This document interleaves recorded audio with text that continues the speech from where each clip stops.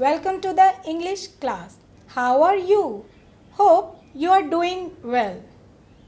In the last session, we have learned about tense. और tense में हमने पढ़ा था सिंपल प्रेजेंट टेंस, जिसे हम प्रेजेंट इंडेफिनिट के नाम से भी जानते हैं. In today's session, we will continue with the tense. For this, I'll show you some stick figures and you have to say what is happening in this stick figure. Let's begin. It's a very fun activity. Hope you will enjoy it.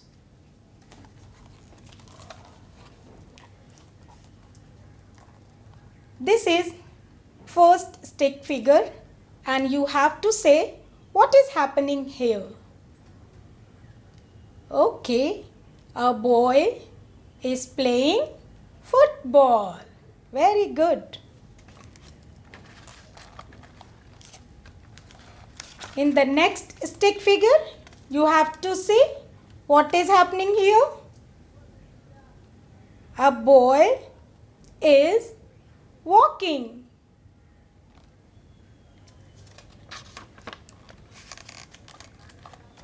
Can you guess what is happening here? Oh wow, very good.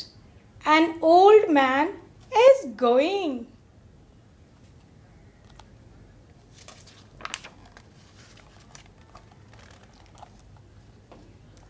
In the next stick figure, you can find out what is happening here. He is sitting on a chair.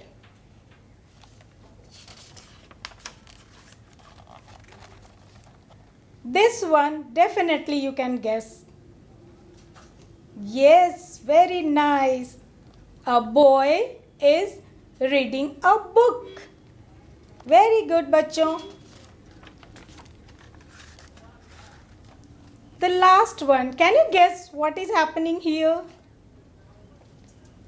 Yes, a boy is jumping or maybe dancing. Okay, so very nice. You have guessed all the stick figure correctly.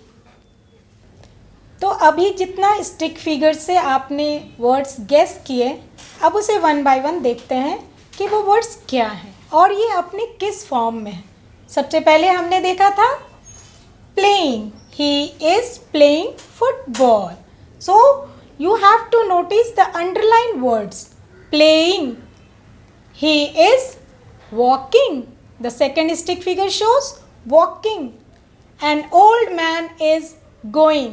Can you remember the third stick figures? The old man is going and you have to notice the word going. He is sitting on a chair. The word is sitting. He is reading a book. The fourth stick figure shows a boy is reading a book. And the last one, he is jumping. So, can you see the underlined words playing, walking, going, sitting, reading and jumping? ये words अपने fourth form में हैं. ये verb है और verb का चौथा भाग है. ये मीन्स प्ले से प्लेइंग बना, उसी तरह से वॉक से वॉकिंग बना, गो से गोइंग और सिट बन गया आपका sitting, read becomes reading and jump becomes jumping.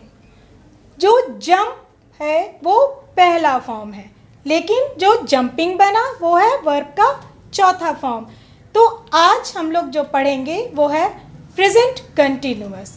We will learn present continuous tense. Here we will see the use of verb 4.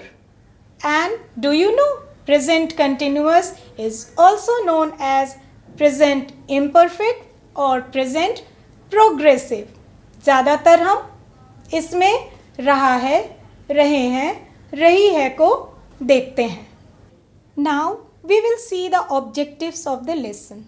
At the end of this lesson, learners will be able to use present continuous in context. Learners will identify helping verbs. Learners will identify stative verb.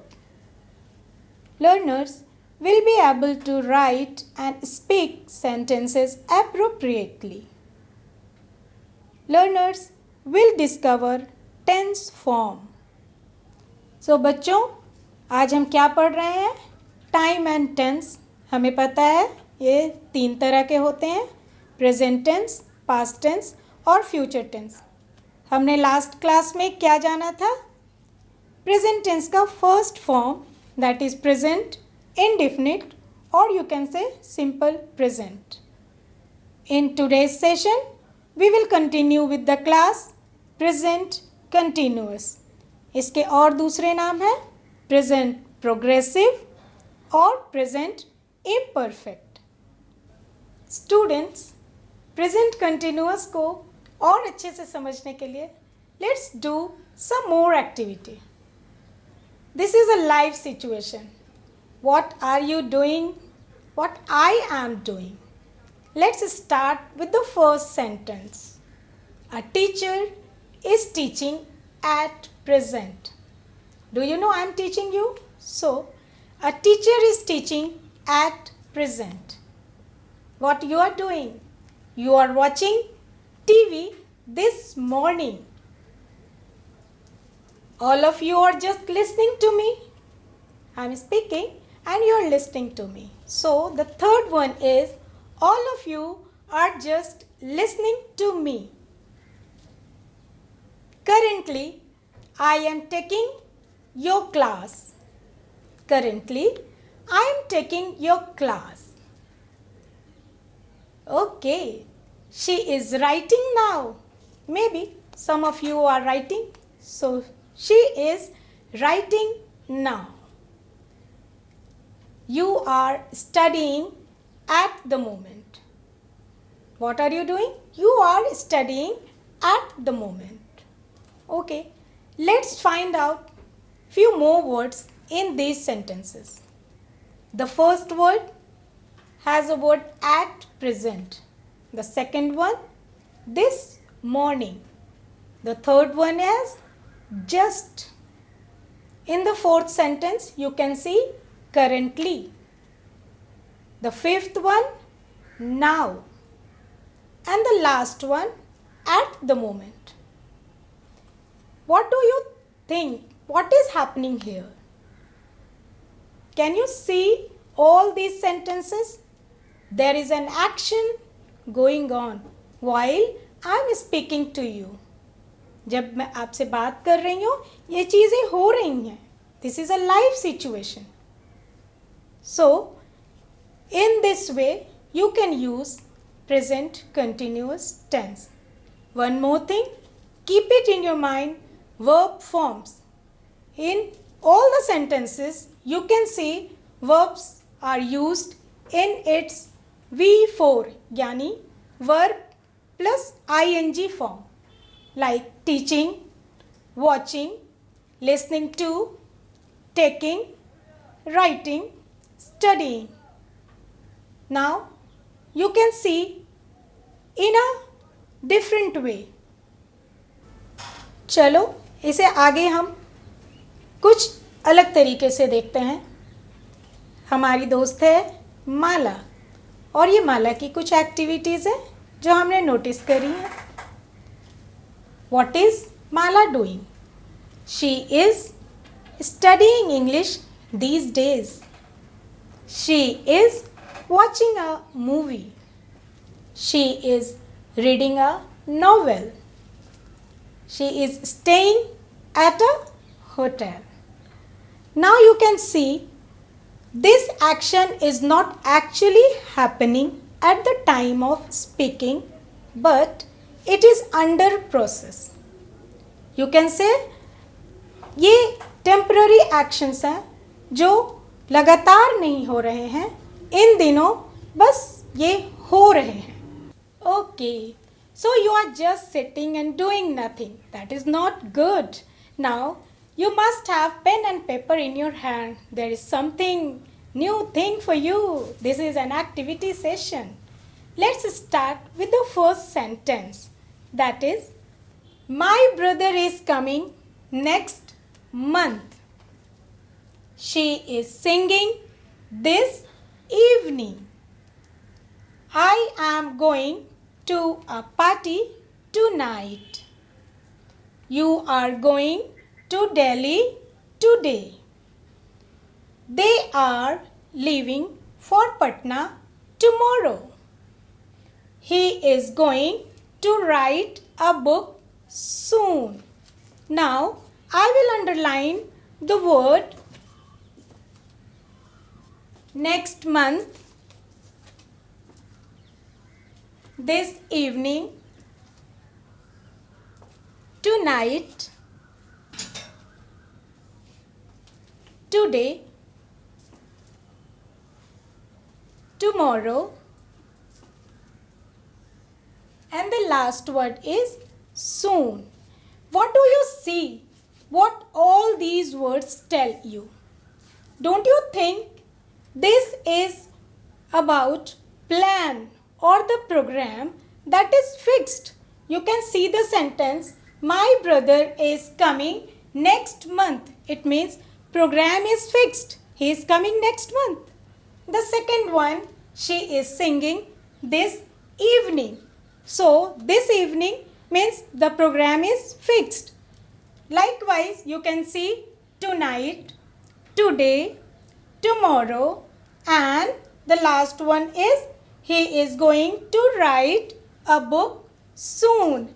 Means he is doing some work on writing a book and the book will come soon. So writing a book is a plan and that is fixed.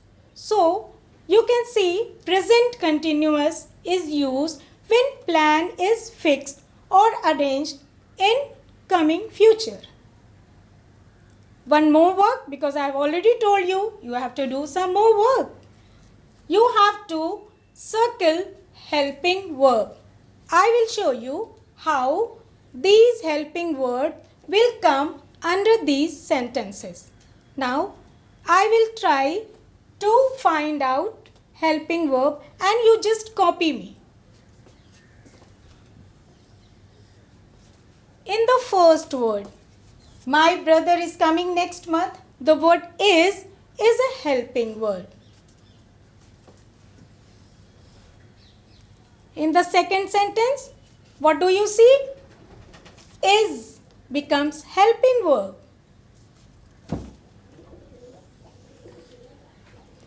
The third one, am. It is a helping verb. Wait. Lots more helping verbs are coming here. That is are. The next one, are. And the last one, is. So, how many helping verbs are here? One is.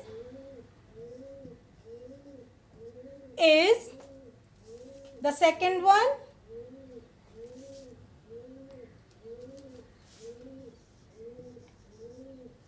am, and the last one is are. And we will see these helping words through diagram also. Okay बच्चों, अभी हम जिस helping verbs के बारे में बात कर रहे थे, आओ इसे कुछ डिफरेंट तरीके से देखते हैं, एक डायग्राम के थ्रू देखते हैं. कैसा लगा मेरा idea? Okay, so let's begin. Helping verb, और हमें अभी 3 हेल्पिंग वर्ब मिले. That is, am and are. अभी थोड़ा उसका यूज़ जान लेते हैं, how and when it is used. Am is an exception. It is used only with I. I am going. I am teaching. I am eating. Okay. Now let's take next example, that is is. Is always comes with he, she, it या फिर कोई नाम जैसे आपका ही नाम हो, मोहन, राधा, सीता, कोई सा भी नाम हो सकता है, पर उसके साथ हमेशा इस का यूज़ करेंगे। और कोई सिंगुलर जिसके साथ इज़ आता हो। थर्ड फॉर्म इसका देखेंगे हम आर, और आर का यूज़ हम कहाँ कहाँ करते हैं? यू के साथ। You are listening to me, you are going. Second, हम लोग वी के साथ भी आर का यूज़ करते हैं। दे के साथ भी हमेशा आर आता है। They are going, they are writing. और लास्ट वन, हम लोग प्लूरल के साथ भी आर का यूज़ करते हैं। The children are making a noise. Hope आपको हेल्पिंग वर्ब्स क्लियर हो गया होगा। डायग्राम के थ्रू हम इसे और अच्छी तरह समझ पाए, है ना बच्चों? तो प्रेजेंट कंटिन्यूअस समझ तो आ गया, लेकिन इसे हमने अभी तक स्ट्रक्चर फॉर्म में नहीं जाना है। हम इसमें सबसे पहले जब सेंटेंस बनाते हैं तो यूज़ करते हैं सब्जेक्ट। सबसे पहला काम हमारा सब्जेक्ट, उसके साथ हम लगाते हैं हेल्पिंग वर्ब। और आपको पता है हेल्पिंग वर्ब कौन कौन से थे? Okay, am, is, are, very good. So subject plus am, is, are plus हमने वर्ब के कौन से फॉर्म की बात की थी बच्चों? वर्ब के चौथे फॉर्म की बात की थी, जो वर्ब आईएनजी के साथ यूज़ होता है। एक एग्जाम्पल कोई भी दे सकता है, जैसे I am going, he is singing, you are writing. Hope आपको ये स्ट्रक्चर क्लियर हो गया होगा और हम आगे प्रेजेंट कंटिन्यूअस को देखेंगे।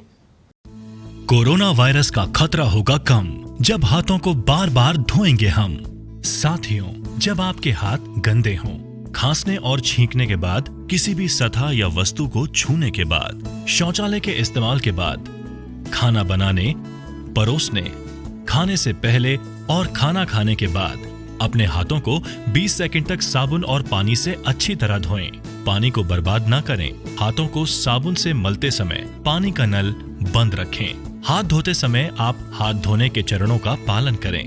पहले हथेली से हथेली, फिर हथेलियों के पीछे, अंगुलियों के बीच में, अंगुलियों के पीछे, अंगूठे के तले पर और आखिर में अंगुली के नाखूनों को अच्छी तरह धोएं। यदि किसी को खांसी, बुखार या सांस लेने में तकलीफ जैसे लक्षण हैं या अधिक जानकारी चाहिए तो अपने नजदीकी सरकारी अस्पताल या सरकार के टोल फ्री नंबर 104 या 1075 पर संपर्क करें। बिहार सरकार और यूनिसेफ द्वारा जनहित में जारी।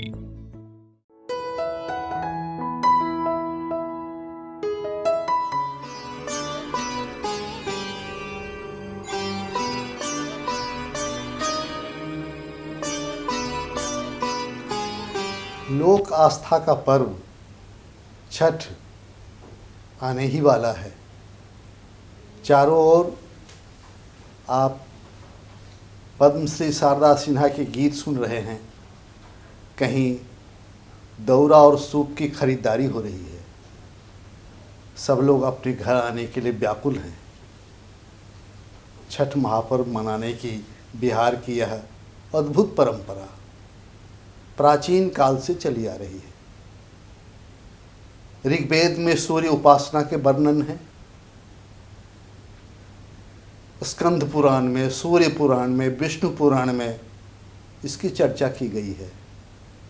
महाभारत काल में युधिष्ठिर और पितामह भीष्म ने सूर्य की आराधना की और द्रौपदी को सूर्य से एक अक्षय पात्र मिला था जिसमें कभी भोजन समाप्त नहीं होता था।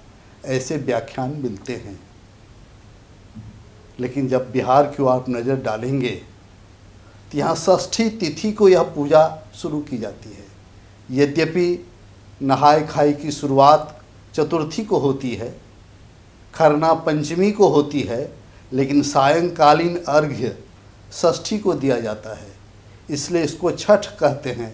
षष्ठी तत्सम शब्द है, उसी से तद्भव हुआ है छठ। छठ देवी जो हैं वह कात्यायनी का नाम है। बच्चा भी जब जन्म लेता है तो उसकी छठी मनाई जाती है। मुहावरा भी है, छठी का दूध याद कराना। कात्यायनी देवी की उपासना लोग इसलिए करते हैं कि शरीर सुरक्षित रहे, स्वास्थ्य अच्छा रहे, रोग मुक्त रहे। तो षष्ठी तिथि को कात्यायनी की उपासना होती है और सायंकालीन अर्घ्य सूर्य को समर्पित किया जाता है। सूर्य की दो पत्नी हैं, उषा और प्रत्युषा। सायंकालीन अर्घ्य के समय जब अस्ताचलगामी सूर्य होता है तो प्रत्युषा सामने आती है, और जब सप्तमी को प्रातःकालीन अर्घ्य होता है तो उषा सामने आती है। यह एक तरह से सूर्य की उपासना है, षष्ठी की उपासना है, उषा की उपासना है, प्रत्युषा की उपासना है। और ये सभी आयोजन खुले दिल से, खुले मैदान में, नदी के पास, तालाब के पास, सरोवर के पास होता है, इसलिए जल की भी उपासना है। छठ महापर्व कहलाता है क्योंकि एक साथ इसमें स्त्री पुरुष बच्चे सभी भाग लेते हैं। कोई जाति और धर्म का कोई भेदभाव नहीं होता है। सभी जाति के लोग स्त्री पुरुष जमा होते हैं, सामूहिक रूप से पर्व करते हैं, इसलिए इसे महापर्व कहा जाता है। और लोक आस्था इसलिए कि छठ पर्व में कहीं कोई कर्मकांड निश्चित नहीं है, कोई पुरोहित की और पंडित की जरूरत नहीं होती है। कोई भी व्यक्ति आस्था से यदि 4 दिनों तक उपासना का व्रत लेता है तो वह इसमें शामिल हो जाता है और सामूहिक रूप से यह पूजा और अर्चना होती है।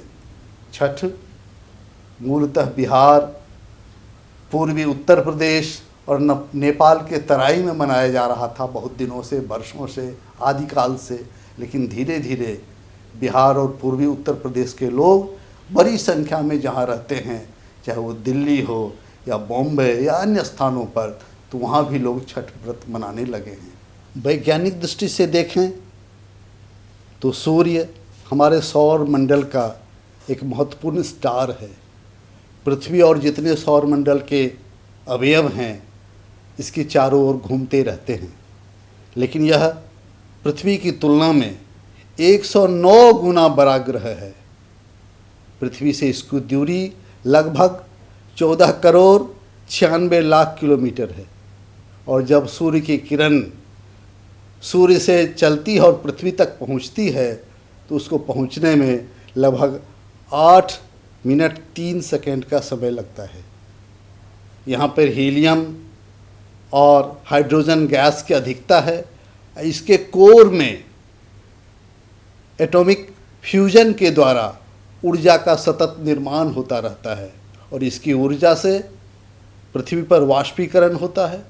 पेड़ पौधे फोटोसिंथेसिस की क्रिया करते हैं, पृथ्वी में उत्पादन शक्ति आती है, हमें विटामिन डी मिलता है, ऊष्मा और रोशनी मिलती है। और अब तो जो नए वैज्ञानिक शोध हो रहे हैं उसमें पाया गया है कि अच्छी नींद के लिए, अच्छे इम्यून सिस्टम के लिए, अच्छे स्वास्थ्य के लिए सूर्य की रश्मियाँ अमृत के समान हैं। मुझे लगता है कि हमारे पूर्वजों ने वैज्ञानिक और सामाजिक और आध्यात्मिक सभी दृष्टिकोणों से इस पर्व को अपने जीवन में शामिल किया। स्वास्थ्य की ज़रूरत सबको है, संतति के सुखमय आनंदमय जीवन की ज़रूरत सबको है। इसी को ध्यान में रखते हुए प्राचीन काल से यह परंपरा आरंभ हुई। इस परंपरा में कोई महिला जो अधिक उम्र की होती है और घर में श्रेष्ठ होती है, व्रत करने का संकल्प लेती है, इसलिए उसे व्रती कहते हैं, या पर्व इसको कहते हैं, इसलिए पर्वैतिन भी कहा जाता है। उसके संकल्प में पूरा परिवार शामिल होता है और यह आराधना 4 दिनों तक चलती है। चतुर्थी तिथि को लोग स्नान करके चावल, कद्दू और चने की सब्जी के साथ भोजन करते हैं। इसको नहाए खाए का हम लोग पर्व कहते हैं। दूसरे दिन पूरे दिन उपवास निर्जल रह करके काम किया जाता है और सायंकालीन खरना होता है। खरना में रोटी और गुड़ और दूध से बनी हुई खीर को खा कर के लोग खरना करते हैं। फिर षष्ठी की तिथि को जो घर में अन्न पकवान बनता है उसके साथ लोग जलाशय के पास बांस की टोकरियों में विभिन्न बर्तनों में सामान लेके पहुंचते हैं और सूर्य की आराधना करते हैं। सायंकालीन सूर्य को पहले अर्घ्य दिया जाता है। यह भी दुनिया की विशिष्ट परंपरा है। दुनिया में परंपरा है कि उगते सूरज को प्रणाम करना। कोई व्यक्ति यदि सफलता की चोटी पर पहुंच जाता है तब लोग प्रशंसा करते हैं, उसका सम्मान करते हैं। लेकिन बिहारी अस्मिता डूबते सूरज से अपनी आराधना शुरू करता है और छठ के सायंकाल में डूबते सूरज को अर्घ अर्पित किया जाता है और षष्ठी माता की आराधना की जाती है। फिर सप्तमी को प्रातःकालीन अर्घ्य होता है। वहाँ लोग सब शामिल होते हैं, सूर्य को नमस्कार करते हैं और उपवास का अंत भी उसी दिन पारणा के द्वारा होता है। तो यह 4 दिनों का व्रत बड़ा ही कठिन व्रत है और कठोर अनुशासन के साथ होता है। साफ सफाई का इतना ध्यान रखा जाता है कि कहीं थोड़ी भी गलती हो तो फिर उसे सफाई की जाती है। शायद किसी भी पौराणिक और कर्मकांड की परंपरा में इतने कठोर अनुशासन नहीं होंगे जितना अनुशासन इस पर्व में मनाया जाता है। और ख़ास करके चूँकि इसमें मुख्य पूजक महिला होती है, महिलाएं आप जानते हैं उनमें प्रबल संकल्प शक्ति होती है, आत्मानुशासन का प्रभाव होता है और अपने बच्चों, अपने संतति, अपने परिवार के प्रति बहुत ही समर्पण का भाव होता है। इसलिए बड़े ही निष्ठा और नियम के साथ वह पर्व में शामिल होती हैं और पूरे परिवार को एकजुट बना करके सूर्य देव और षष्ठी माता की कृपा प्राप्त करती हैं। सूर्य के कई नाम हैं। सूर्य नामावली भी है संस्कृत में और एक आदित्य हृदय स्तोत्र भी है जिसे राम भी गाया करते थे। और जितने हमारे यहाँ योगासन हैं उसका एक समूह है सूर्य नमस्कार। इसको कहा जाता है कि आसनों का यह उत्तम समूह है। इसको करने वाला व्यक्ति निरोग काया पाता है। प्रायः सूर्य को विभिन्न नामों से हम जप करते हैं, उनकी आराधना करते हैं। उनमें प्रमुख है ओम मित्राय नमः, ओम रवये नमः, ओम सूर्याय नमः, ओम खगाय नमः, ओम पूष्णे नमः, ओम हिरण्यगर्भाय नमः, ओम मरीचे नमः, ओम अर्काय नमः, ओम भास्कराय नमः, ओम भानवे नमः, ओम सवित्री श्री सूर्य नारायणाय नमः। इस प्रकार के विभिन्न स्तोत्रों से, विभिन्न नामों से उन्हें याद किया जाता है।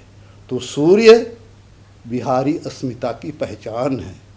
कई बार लोग बिहारी को कमज़ोर समझते हैं। मैं यहाँ रखना चाहता हूँ कि पटना हो चाहे पेरिस हो, केरल हो या करगिल घाटी हो, सब जगह जहाँ भी श्रम है, कठिन मेहनत है, वहाँ बिहारी आगे है। जहाँ भी चमक दिखती है आपको दुनिया में, वो चमक बिहारियों के श्रम से पैदा होता है। और बिहारी तो सूर्य के प्रतिनिधि के रूप में सब जगह अपने को जला करके दूसरे लोगों की सेवा में अपने आप को लगाए रखते हैं।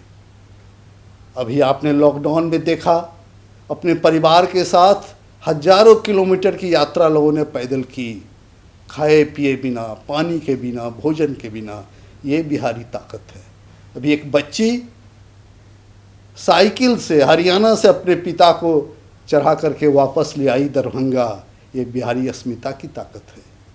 यदि आप 600-700 वर्ष पूर्व भी देखेंगे तो विद्यापति ने गंगा की स्तुति गाया है, तो आज देखेंगे तो दशरथ माझी ने बिहारी अस्मिता को पहचान दी है और पत्थर को काट करके रास्ता बनाया है।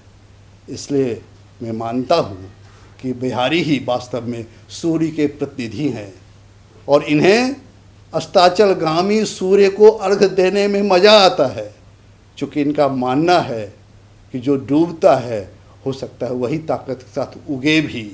और इसी पहचान के साथ छठ पर्व हम लोगों से जुड़ा हुआ है।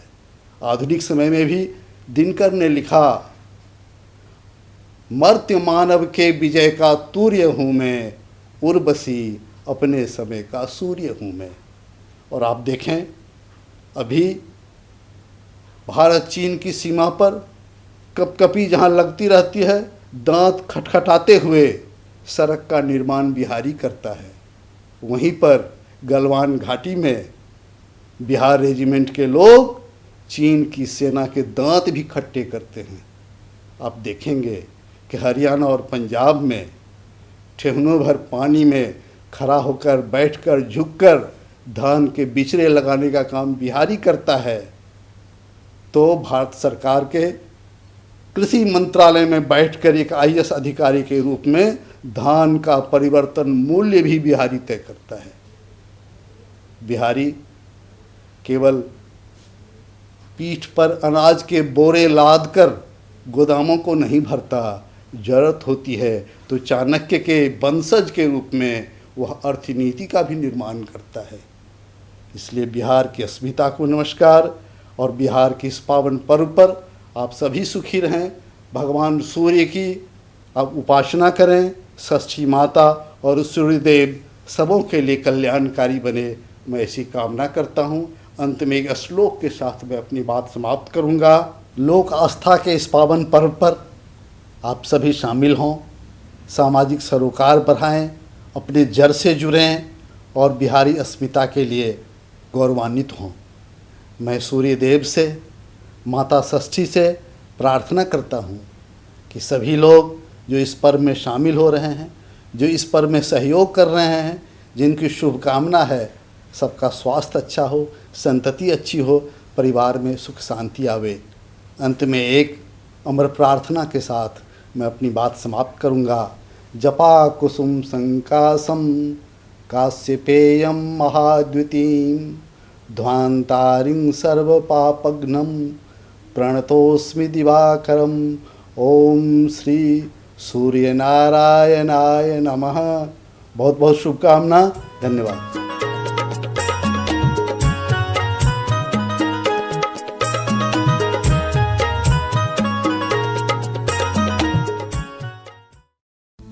कोरोना वायरस का खतरा होगा कम जब हाथों को बार बार धोएंगे हम।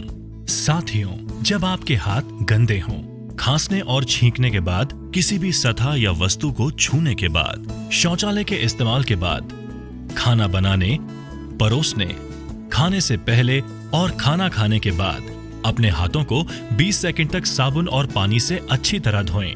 पानी को बर्बाद ना करें। हाथों को साबुन से मलते समय पानी का नल बंद रखें। हाथ धोते समय आप हाथ धोने के चरणों का पालन करें।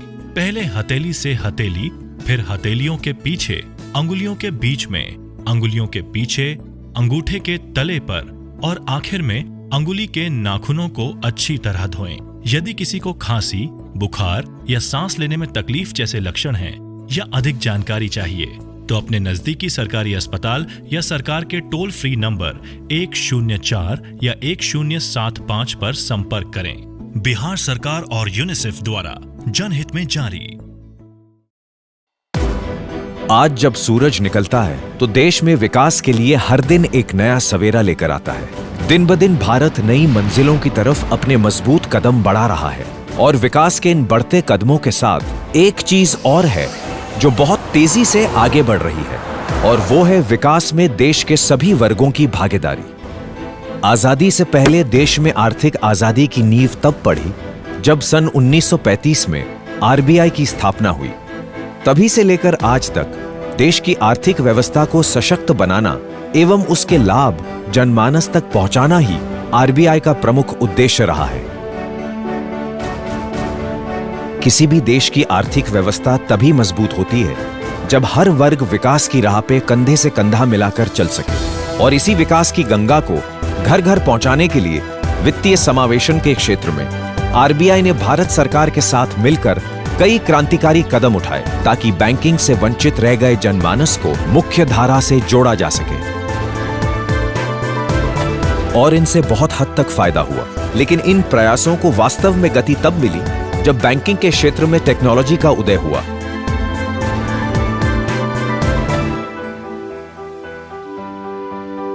आरबीआई ने टेक्नोलॉजी के माध्यम से बैंकिंग सुविधा को बढ़ावा देने के लिए BC मॉडल की घोषणा की, जिससे कमर्शियल बैंक्स द्वारा दूर दराज क्षेत्रों में बिजनेस करेस्पॉन्डेंट नियुक्त किए गए और उससे जन्म हुआ कहीं भी कभी भी घर बैठे बैंकिंग का। इन बातों का असर कुछ यूं हुआ कि बैंकिंग पॉलिसी में एक मूलभूत तब्दीली आई।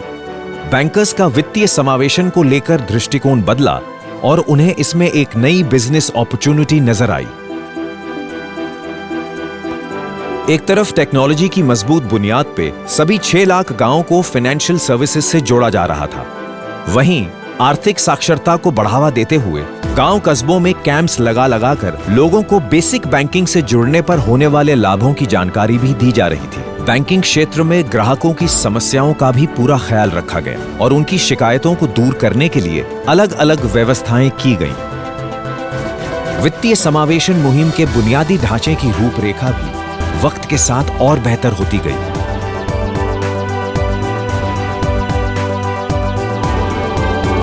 दशकों की मेहनत के चलते देश में फाइनेंशियल इंक्लूजन का ढांचा अब एक विकसित रूप ले चुका था।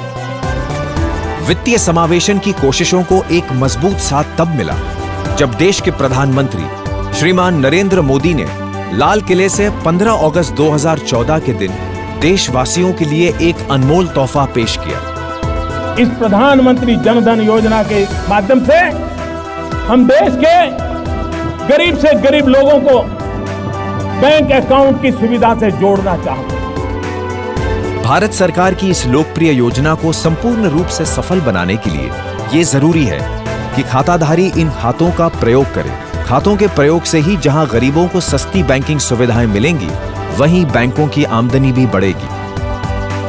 फाइनेंशियल इंक्लूजन प्रोग्राम और PMJDY को मिलाकर पिछले कुछ वर्षों में देश में 35 करोड़ से अधिक बैंक खाते खोले गए। अब ये हम सब की जिम्मेदारी है कि ये खाते न सिर्फ ऋण, जमा, पेंशन, इंश्योरेंस आदि प्राप्त करने का एक माध्यम बने, बल्कि खाताधारियों के लिए तमाम सरकारी सुविधाओं का द्वार खोलने का कार्य करें।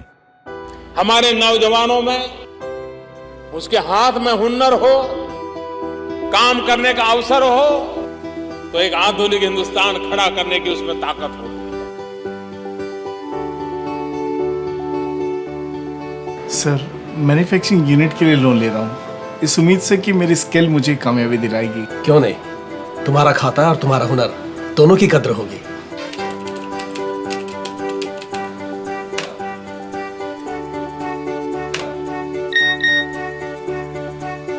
लीजिए सर, मैसेज भी आ गया। बधाई हो। Thank you sir. हमारी कल और आज की कोशिशें रंग लाईं तो वाकई भारत का आने वाला कल बहुत सुनहरा होगा।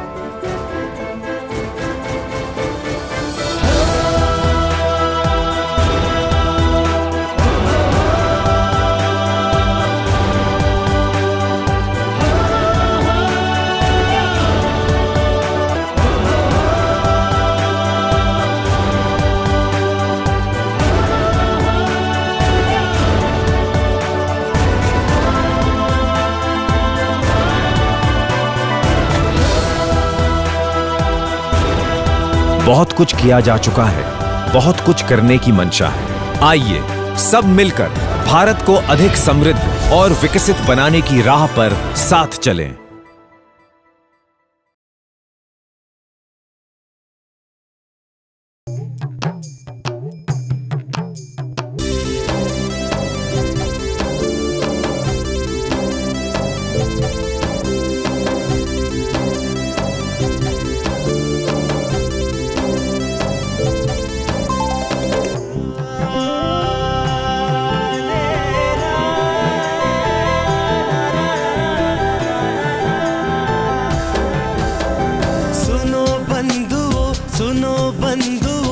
करेंसी नोटों की ये कहानी।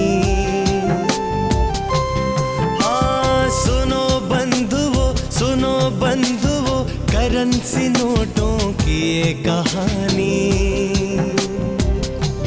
हो कहाँ से आया, किसने बनाया,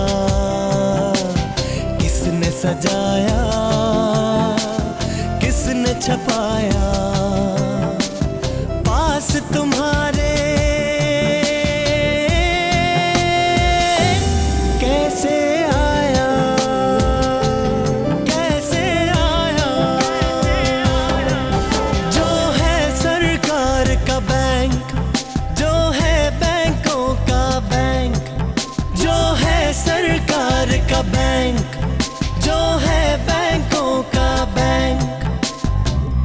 भारतीय रिजर्व बैंक कहलाया, भारतीय रिजर्व बैंक कहलाया।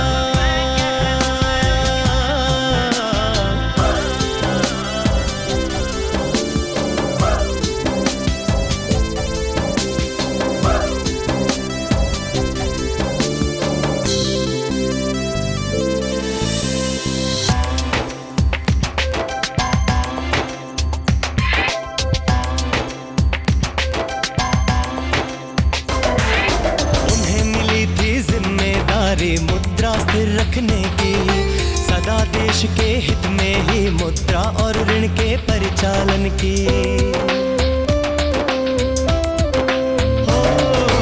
उन्हें मिली थी जिम्मेदारी मुद्रा स्थिर रखने की, सदा देश के हित में ही मुद्रा और ऋण के परिचालन की। प्रयत्न उनका रहता है विकास में सबको शामिल करना, उत्पादन गतिविधियों के लिए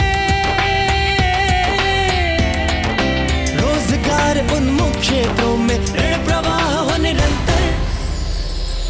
सुनो बंधुओं, रिजर्व बैंक की यही कहानी। ओ सुनो बंधुओं, रिजर्व बैंक की यही कहानी।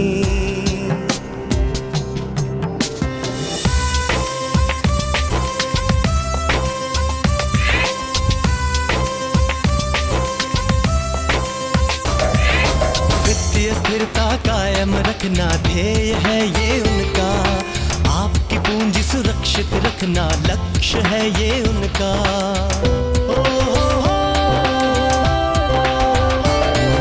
वित्तीय स्थिरता कायम रखना ध्येय है ये उनका, आपकी पूंजी सुरक्षित रखना लक्ष्य है ये उनका। कीमतों को स्थिर रखने की हर कोशिश करते हैं वो, परिवार के भविष्य की खातिर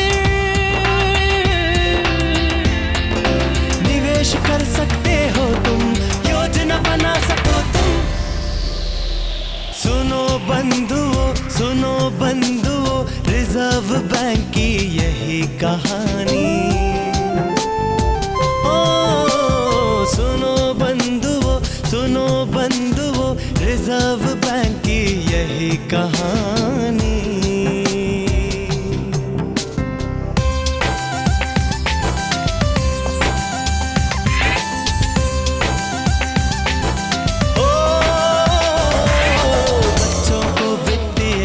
से जिम्मेदार बनाना यही प्रयास है रहता उनका, वित्तीय समावेशन हो।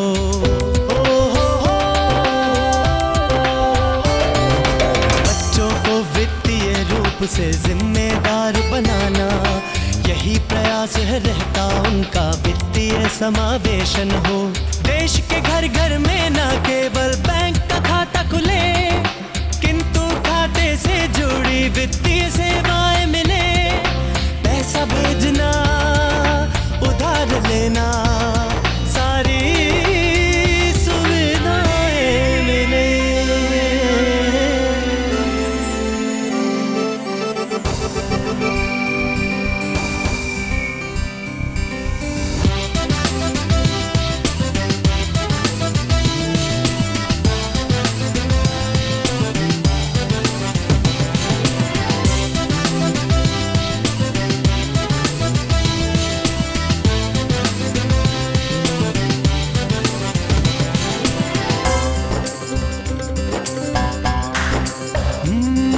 विदेशी मुद्रा की जरूरतें पूरी कर सकते हैं, देश में बढ़े व्यापार और निवेश।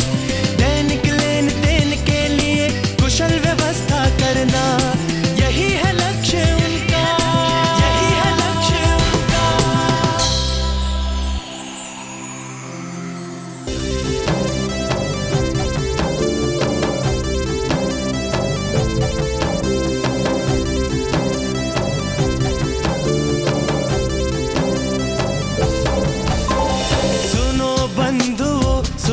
बंधुओं, रिजर्व बैंक की यही कहानी। ओ सुनो बंद वो रिजर्व बैंक की यही कहानी।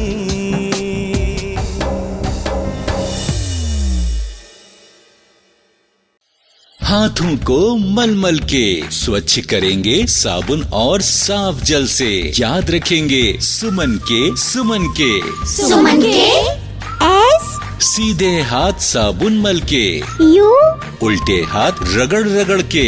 याद रखेंगे सुमन के। एम मुट्ठी के ऊपर हाथ फिरा के, ए अंगूठे के ऊपर गोल घुमा के। याद रखेंगे सुमन के। एन नाखूनों को हथेली पे चमका के, कलाई के पास छल्ला बना के। याद रखेंगे सुमन के।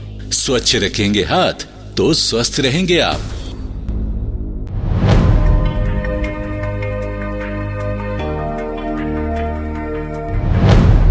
साइंस, टेक्नोलॉजी और इनोवेशन।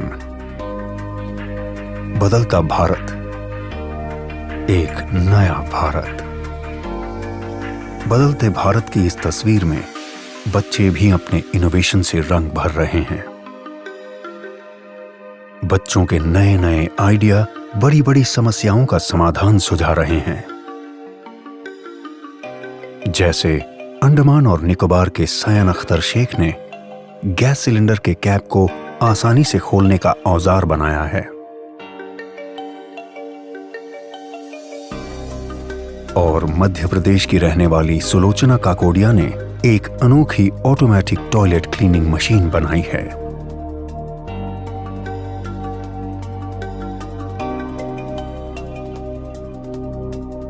भारत सरकार का विज्ञान एवं प्रौद्योगिकी विभाग DST और राष्ट्रीय नव प्रवर्तन प्रतिष्ठान भारत NIF ऐसे ही लाखों नन्हे इनोवेटर्स को देश भर से ढूंढने का प्रयास कर रहे हैं। और इस अभिनव प्रयास का माध्यम है इंस्पायर अवार्ड्स मानक। इस प्रतियोगिता में कक्षा 6 से 10 तक के स्कूली बच्चे भाग लेते हैं, जिसमें सबसे पहले स्कूलों में प्राध्यापक द्वारा आइडिया प्रतियोगिता आयोजित की जाती है। इसके जरिए बच्चों के बेस्ट 2 से 3 आइडिया का चयन किया जाता है, जिसका नामांकन इंस्पायर अवार्ड्स मानक के वेब पोर्टल पर स्कूल द्वारा किया जाता है।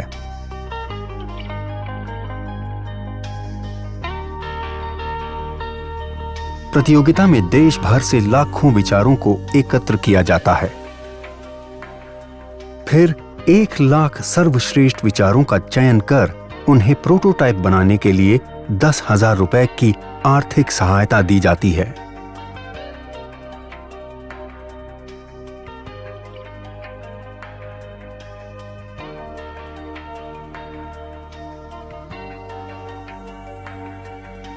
और बच्चों को जिला स्तरीय प्रतियोगिता में भाग लेने का अवसर मिलता है।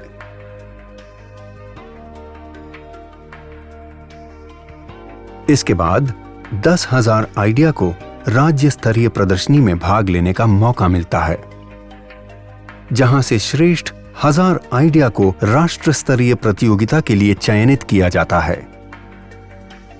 इन आइडिया के प्रोटोटाइप को बेहतर बनाने के लिए NIF देश के विभिन्न तकनीकी संस्थानों के सहयोग से मेंटरिंग वर्कशॉप के जरिए विद्यार्थियों को मदद और तकनीकी सलाह उपलब्ध कराता है।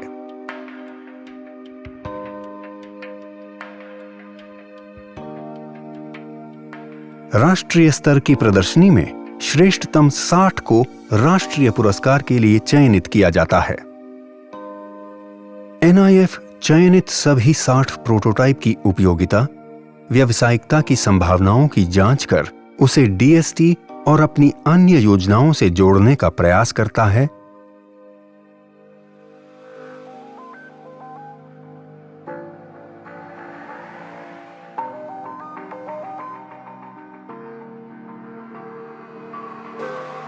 तथा वार्षिक festival of innovation and entrepreneurship में उनकी प्रतिभागिता कराता है।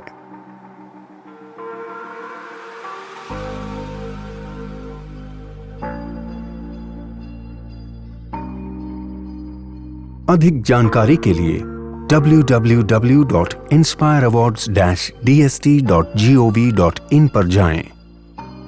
आइए लाखों विद्यार्थियों को भविष्य के इनोवेटर्स बनने में हम भी मदद करें और उन्हें कुछ नया और बेहतर करने के लिए प्रेरित करें और इन बच्चों के आइडिया के जरिए एक नया भारत बनाएं।